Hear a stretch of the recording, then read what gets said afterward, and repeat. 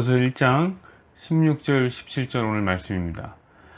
야고보서 1장 16절에서 17절까지 말씀. 자, 읽어드릴게요. 내 사랑하는 형제들아, 속지 마라. 온갖 좋은 은사와 온전한 선물이 다 위로부터 빛들의 아버지께로부터 내려오나니 그는 변함도 없으시고 회전하는 그림자도 없으시리나. 아멘. 오늘 이 말씀을 중심으로 해서 아직도 가야 할 길 첫 번째 시간, 걸어도 나는 작은 배처럼 흔들리더라 라는 매우 시적인 제목의 말씀을 전하도록 하겠습니다. 이번 주는 아직도 가야 할 길이라는 주제로 시리즈 설교를 할 생각입니다. 어디서 많이 들어보셨죠? 이 스카펙의 유명한 책 제목입니다. 제목이 참 마음에 듭니다. 하지만 더 마음에 드는 것이 있습니다. 그것은 뭐냐면 이 책의 첫 구절이에요. 저는 첫 구절을 보고 너무 마음에 들었어요. 이 책의 첫 구절은 이렇게 써 있습니다. 삶은 고해다. 그것은 삶의 진리 가운데서 가장 위대한 진리다. 전 진짜 놀랐습니다. 이 사람은 진짜 뭔가 아는 사람이구나. 왜냐하면 이것이 복음이 가르치는 진리와 같기 때문에 저는 놀랐습니다. 복음은 우리의 삶을 행복만 넘치는 파란 나라라고 소개하고 있지 않습니다. 복음은 언제나 우리의 삶을 광야와 같다라고 이야기했습니다. 마실 물이 없고 먹을 음식이 없고 거친 길이 있고 덥고 춥고 야생동물들의 위험과 낙담과 절망이라는 이 멘탈 붕괴의 위험이 있는 곳, 광야. 그런 것이 우리의 삶이다라고 이야기했습니다. 스카펙이 말했듯이 삶은 고해다. 맞는 말이죠. 고해가 무슨 뜻입니까? 고해는 고통의 바다라는 뜻이에요. 고통의 바다. 삶이라는 바다는 짠 바닷물 대신해서 그보다 훨씬 짭짤한 고통으로 가득 차 있습니다. 때로는 잔잔하여 그 고통이 적게 느껴질지도 모르지만 우리는 그때에도 우리 삶의 저변에 잔잔하게 깔려있는 고통을 쉽게 발견할 수 있습니다. 그런 고통의 순간이 때로는 성난 파도가 돼서 우리의 삶을 집어삼킬 듯이 뛰어놀 때도 있는 것이죠. 그럴 때면 진짜 죽을 것 같이 힘든 생각들이 들죠. 그래서 저는 저보다 나이가 많은 분들은 그분이 어떤 분이든 그분이 누구이든지 존경하고 존중해야 된다고 생각합니다. 그것은 제가 유교주의자라서 그런 게 아니에요. 장유유서 이런 걸 따짐이 아닙니다. 그저 지금 내가 있는 고통의 시간을, 지금 내가 겪고 있는 고통의 시간을 먼저 겪은 사람이기 때문에, 고난의 파도를 한 번이라도 더 뚫어낸 경험이 있기 때문에 참 수고했고 힘들었겠다 라는 의미로 존중해야 된다고 생각합니다. 참 재밌는 것은 제가 노인 존중의 생각을 할 때 우리가 나이를 먹어도 더 먹어도 여전히 고통 속에 있을 거라는 전제가 그 안에 깔려 있다는 겁니다. 우린 나이를 더 먹어도 이 고해 속을 살아갈 겁니다. 물론 현재 우리가 당하는 고통과는 그 종류가 다르고 수준도 다르고 농도 역시 다르겠지만 고통의 길은 아직도 우리가 가야 할 길입니다. 그렇다면 이 고해라는 바다는 해결할 방법이 없을까요? 그저 계속 고통을 허우적대야만 하는 걸까요?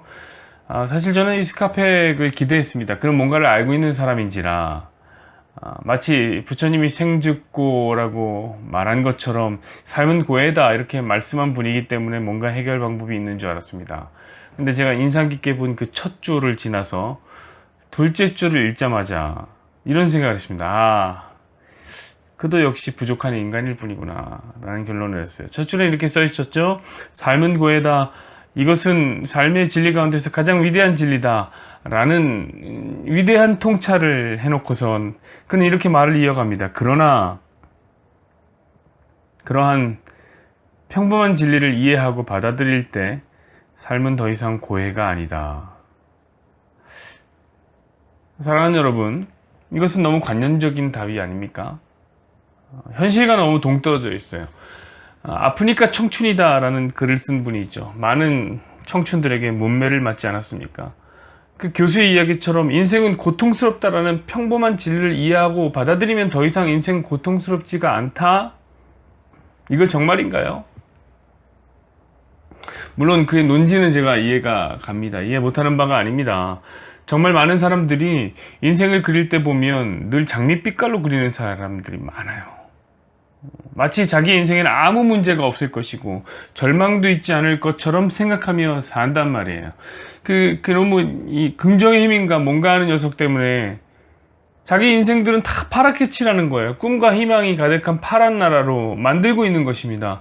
여러분, 그런데 이런 파란 나라에서 살다가 진짜 고통의 바다를 만나면 충격이 몇 배 이상 크게 되는 거죠. 그래서 이렇게 현실과 동떨어진 사람들은 어쩌면 그래, 내 인생에도 내 인생도 고통으로 점철되어 있다라는 생각을 하게 될 때에 약간의 완충작용이 있을 수 있다는 겁니다. 그러나 진정 그 진리를 우리가 머릿속으로 안다고, 그래, 인생은 고통이다 라는 그 진리를 머릿속으로 안다고 인생이 고통으로부터 멀어질 수 있을까요? 저는 아니라고 생각해요. 그것은 또 다른 종류의 긍정의 힘일 뿐입니다. 왜 그럴까요? 우리 성도들이 증인입니다. 성도들은 진리를 알지 않습니까? 우리 인생은 광야와 같다. 여러분은 알죠? 우리 늘 이야기하잖아요. 그렇죠? 개인적으로 저는 목사는 하나님의 놀라운 은혜로 말미암아 하나님의 놀라운 은혜가 있었어요. 일찍 이 사실을 알았습니다. 아주 어렸을 때부터 저의 하나님은 인생이 고해라는 사실을 알려주기 위해서 몸소 애를 많이 쓰시는 걸 제가 봤습니다.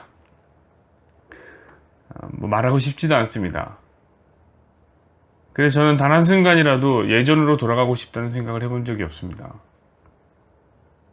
제 인생의 가장 좋은 순간은 늘 오늘 이 순간이었습니다. 저는 인생이 고해라는 것을 잘 압니다.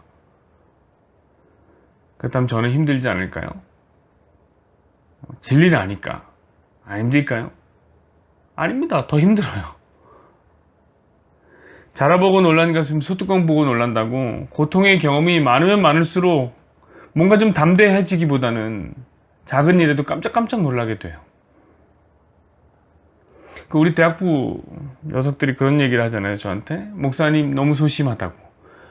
이런 저의 아픔을 모르고 말이에요. 이런 아픈 사연을 모르고 그냥 막 저를 비난하며 이야기를 면전에서 합니다. 아주 못된 녀석들이에요.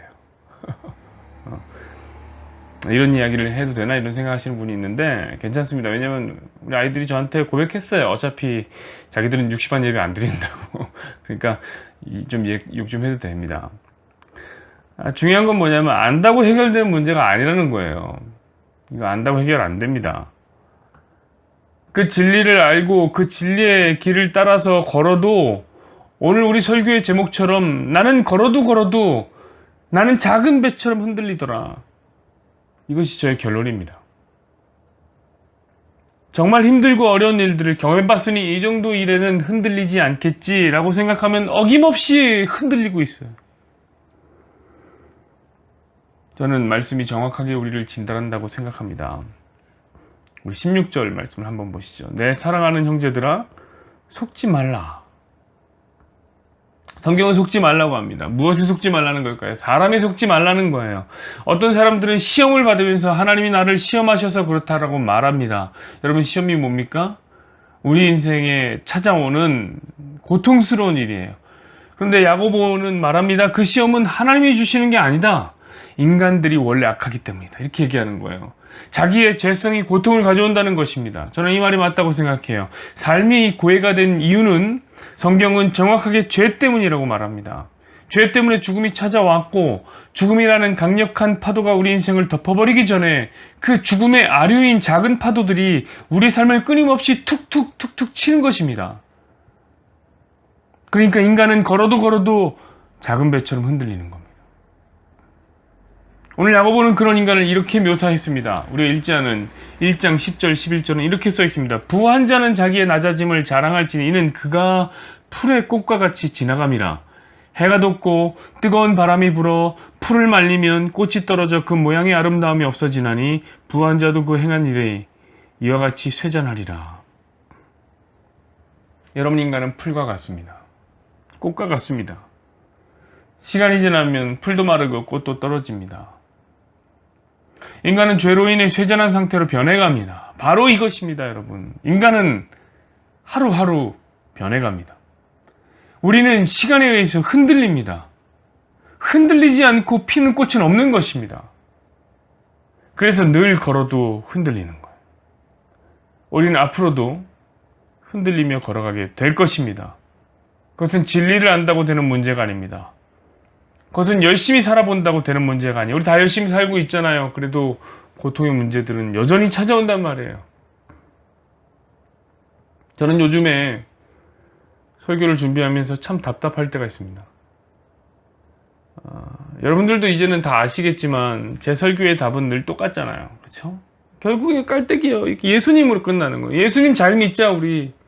예수님 잘 따라가자. 제가 목이 쉬도록 외쳤습니다. 그런데 우리 성도들이 당하고 있는 현실은 그런 게 아닌 거예요. 온갖 문제, 어려움, 오해, 싸움, 경쟁, 슬픔, 이런 것들이 삶을 겹겹으로 두르고 있습니다. 하나 해결하면 두 개가 찾아오고, 두 개가 뚫리면 10개가 두터운 벽이 돼서 내 앞을 가린다고요. 그럼 이런 생각이 들면, 예수님 잘 믿으라는 말이 저들의 삶에 무슨 유익이 있는가? 엄청 답답해져요. 차라리 여러 목사님들처럼 성도들 잘 되라고, 여러분 잘 되라고 축복의 메시지나 한 번 더 전하는 게 낫지 않나, 이렇게 타협하고 싶어져요. 네, 사랑하는 여러분, 저는 타협하지 않을 겁니다. 왜냐하면 우리 예수님이 답이기 때문에 그래요. 예수 잘 믿는 것, 하나님 섬기는 것이 답입니다. 온갖 문제들 속에서 흔들리지 않는 답이 있는 것입니다. 우리 17절 말씀을 보시죠. 온갖 좋은 은사와 온전한 선물이 다 위로부터 빛들의 아버지께로부터 내려오나니 그는 변함도 없으시고 회전하는 그림자도 없으시니라. 여러분, 성경은 16절에 속지 말라고 그랬습니다. 사랑하는 여러분, 맞습니다. 사랑하는 형제, 자매 여러분, 속지 마시기를 부탁드립니다. 사람들은 다 흔들려요. 사람한테 속지 마시란 말입니다. 여러분도 흔들리고 나도 흔들려요. 애나 어른이나 남자나 여자나 평신도나 목사나 장로나 다 흔들려요. 그러니까 사람 의지하여 걸어가면 아무리 걸어도 작은 배처럼 흔들리게 되는 겁니다. 하지만 흔들리지 않는 분이 있다고요. 변함도 없고 회전하는 그림자도 없는 분이 계십니다. 바로 우리 하나님입니다. 우리가 원하는 얄팍하고 흔들리는 사람으로부터 오는 그런 선물이나 은사 말고 진짜 온갖 좋은 은사와 온전한 선물은 다 위로부터 변하지 않는 그 하나님에게 내려옵니다. 그러니 제가 늘 외치는 겁니다. 예수 잘 믿으십시오. 여러분, 예수님은 흔들리지 않는 반석입니다. 그 위에 서면 흔들리지 않습니다. 성경은 죄악된 세상을 바다에 비견하십니다. 그 위에 서지 마십시오. 그런 걸어도 흔들리게 될 것입니다. 예수님이란 반석 위에 서십시오. 그럼 우리가 흔들리지 않는 평안함을 고통의 바다 속에서도 느끼게 될 것입니다. 여호와는 내게 복을 주시고 너를 지키시기를 원하며 여호와는 그의 얼굴을 내게 비추사 은혜 베푸시기를 원하며 여호와는 그 얼굴을 내게로 향하여 드사 평강 주시기를 원하노라.